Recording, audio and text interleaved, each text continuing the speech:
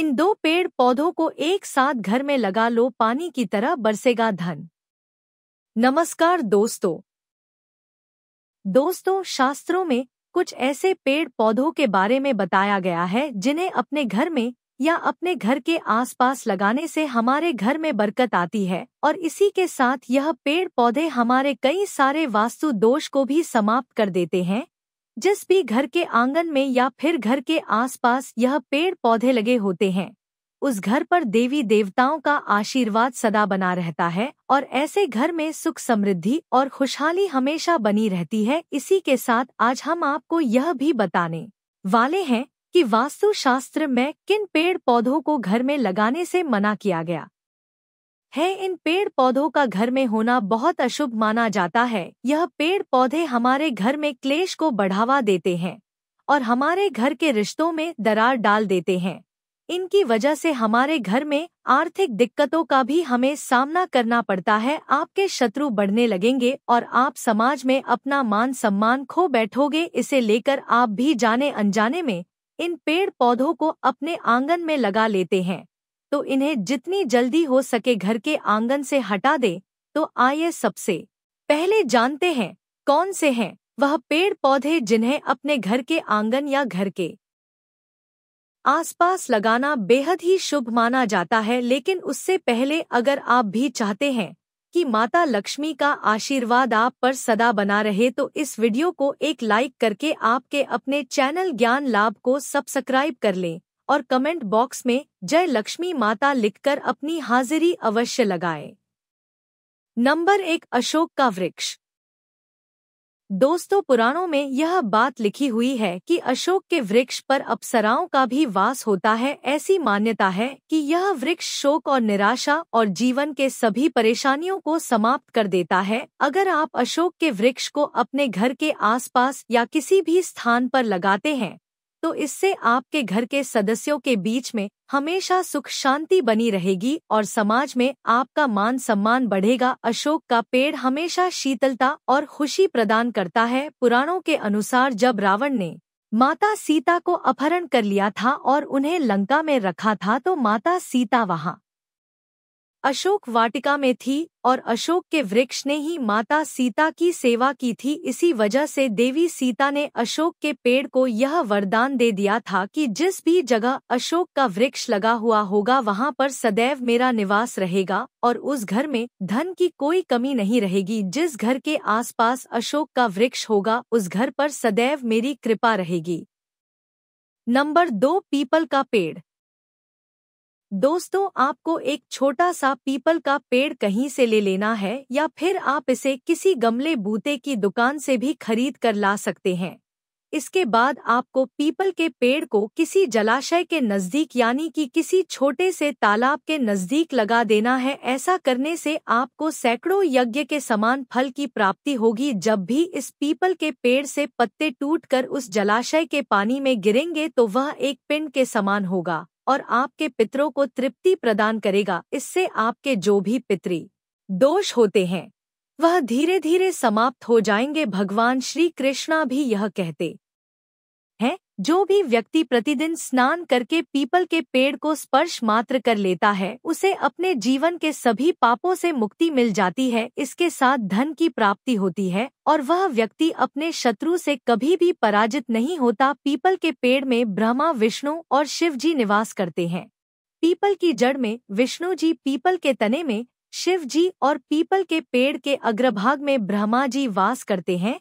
जब भी सोमवती अमावस्या पड़े तो उस दिन आपको किसी भी पीपल के वृक्ष के पास जाकर प्रणाम करना है और आपको भगवान से अपने घर की खुशहाली और सुख समृद्धि के लिए प्रार्थना करनी है। ऐसा करने से ब्रह्मा, विष्णु और शिवजी एक साथ आप पर अपनी कृपा बरसाएंगे। इससे आपको 1000 गुना दान के बराबर के फल की प्राप्ति होती है। शास्त्रों में बताया गया है कि पीपल के पेड़ से ज्यादा शक्तिशाली पेड़ इस धरती पर दूसरा कोई भी नहीं, योंकि पीपल के वृक्ष में साक्षात श्री हरि का वास होता है। इसलिए भूल कर भी आपको पीपल के पेड़ को नुकसान नहीं पहुंचाना है और न ही पीपल के पेड़ की टहनियों को तोड़ना है। ऐसा करने से उस व्यक्ति को कल्प लिए नरक भोगना पड़ता है।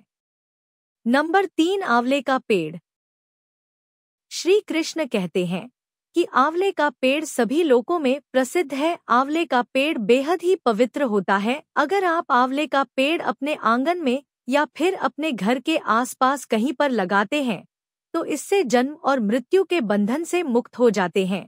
प्रतिदिन आंवला खाने से आपकी आयु बढ़ती है। इसी के साथ इसका जल पीने से शरीर के सभी रोगों का नाश होता है। अगर आप आंवले को जल में मिलाकर उस जल से स्नान करते हैं तो इससे आपकी दरिद्रता खत्म हो जाती है। आपको धन दौलत की प्राप्ति होती है। जिनके घर में आंवले वाले हमेशा मौजूद रहते हैं उनके घरों में कभी भी बुरी शक्तियां प्रवेश नहीं कर पाती। एकादशी वाले दिन अगर आपको आंवला मिल जाता है तो यह आपको सभी तीर्थ से भी बढ़कर फल प्रदान करता है। जो भी व्यक्ति अपने बालों में आंवला लगाता है उनकी मृत्यु होने के बाद भी वह दोबारा इस धरती पर मनुष्य के रूप में जन्म लेते हैं। जिनके घर के आंगन में या फिर घर के आसपास आंवले का पेड़ लगा होता है उस घर में माता लक्ष्मी और नारायण का वास होता है, जिसकी वजह से उस घर में धन संपदा के कभी कोई कमी नहीं रहती। नंबर 4, पाकड़ का वृक्ष।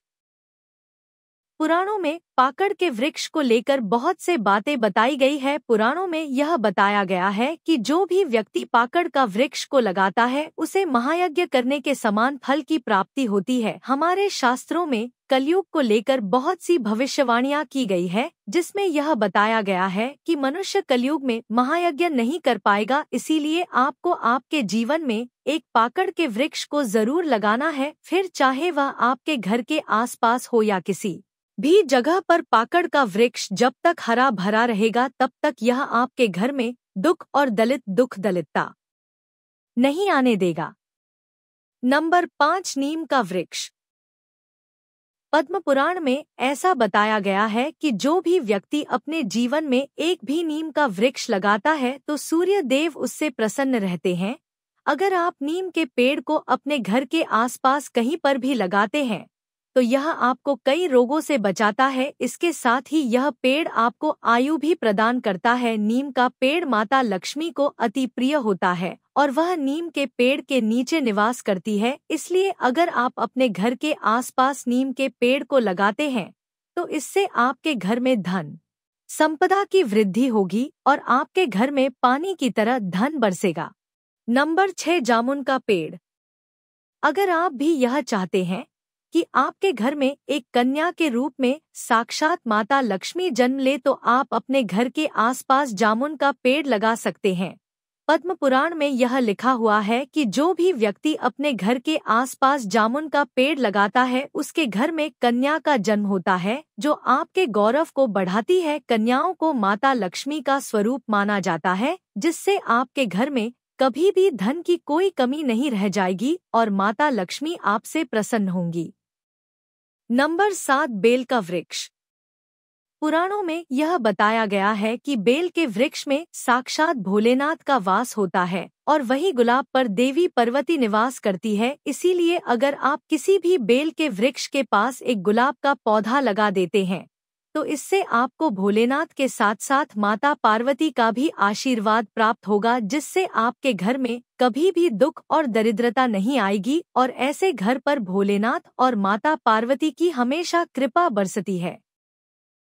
नंबर 8, जो भी व्यक्ति अपने घर में और समाज में अपना मान सम्मान बढ़ाना चाहता है वह नारियल का पेड़ किसी भी स्थान पर लगा सकता है। नारियल को पूजा के लिए बड़ा ही पवित्र माना जाता है। इसीलिए अगर आपने नारियल के पेड़ को किसी भी स्थान पर लगाते हैं तो यह आपके मान सम्मान में बढ़ोतरी करेगा।